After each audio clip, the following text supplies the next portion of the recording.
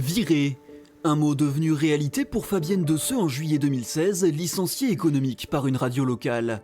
Le titre de son livre, 3 ans plus tard, recueil de chroniques tirées de son quotidien de chômeuse incasable. Coaching pour tous, made in Pôle emploi. Levé 7h45, on se réveille avec une petite séance d'exercice pour booster notre motivation. À 9h15, on se met au boulot pour trouver du boulot pendant 2h45. Alors la merde et remerde, parce que normalement il faut 20 minutes pour faire le tour et le programme est terminé.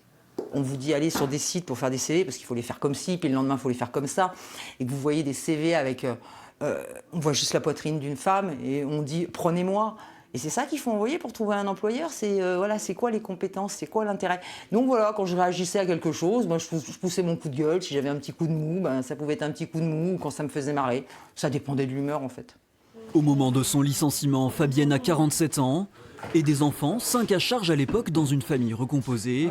Alors perdre son salaire même d'un emploi à temps partiel est un coup dur. La maison n'était pas finie de payer, donc oui, c'est un flip, parce que même si c'est pas des sommes de dingue, pour nous c'était déjà énorme. Et moi je savais que mon profil, normalement j'avais strictement aucune chance, d'ailleurs c'est le cas, j'avais pas vraiment de chance de trouver un boulot fixe là où j'habite. Un profil pour lequel l'administration se retrouve souvent impuissante.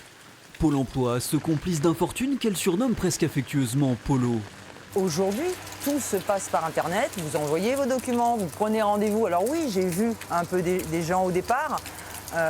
J'avais la chance, entre guillemets, étant un licencié économique, d'être en contrat de sécurisation professionnelle, ce qui implique que normalement vous voyez quelqu'un une fois par mois. Bon, le pauvre garçon s'est quand même assez vite rendu compte qu'il ne pouvait pas grand-chose pour moi, il m'a fait confiance et ça s'était pas donné.